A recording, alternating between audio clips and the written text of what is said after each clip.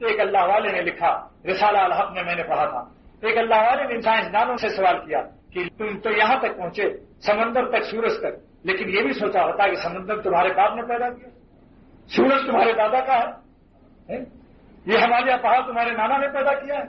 افسوس کہ تم اسباب تک جاتے ہو لیکن ان کے خالق تک نہیں پہنچتے۔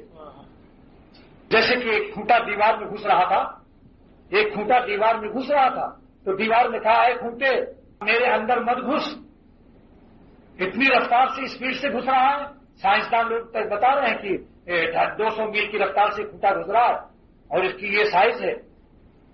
تو کھوٹا ہنسا اور اس نے کہا، اے دیوار مجھ سے خوشامد مت کر، سائنسدانوں سے کچھ کام نہیں چلے گا، جو مجھ کو ٹھونک رہا ہے اس کو راضی کر لے، بڑھئی کارپینٹر۔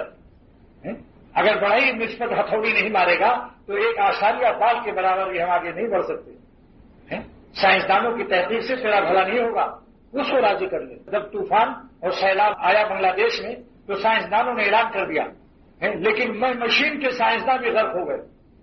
طوفان جو ہے جب آتا ہے تو اکبر الہ آبادی جج یہ شعر کہا کرتے تھے، جہاں طوفان میں پھنس کر سفینہ ڈگمگاتا ہے، جہاں طوفان میں پھنس کر سفینہ ڈگمگاتا ہے وہیں قدر خدا اور ناخدا معلوم ہوتی ہے۔ اللہ کی قدر اس وقت معلوم ہوتی ہے۔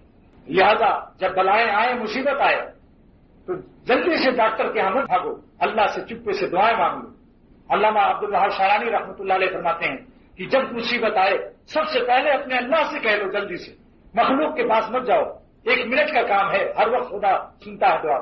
اللہ سے سجدے میں دعا کر لو یا ہاتھ اٹھا کر کہ اللہ میں جا رہا ہوں ڈاکٹر کے یہاں، اس کے دل میں صحیح دوا ڈال دے، اس کی کھوپڑی مغز میں اسکرو کوئی ڈھیلا نہ ہونے پائے کہ کہیں غلط دوا نہ لکھ دے، اور اس دوا کو تو حکم دے دے کہ مجھے شفا دے دے، سب تیری مخلوق ہے، تیرے قبضے قدرت میں۔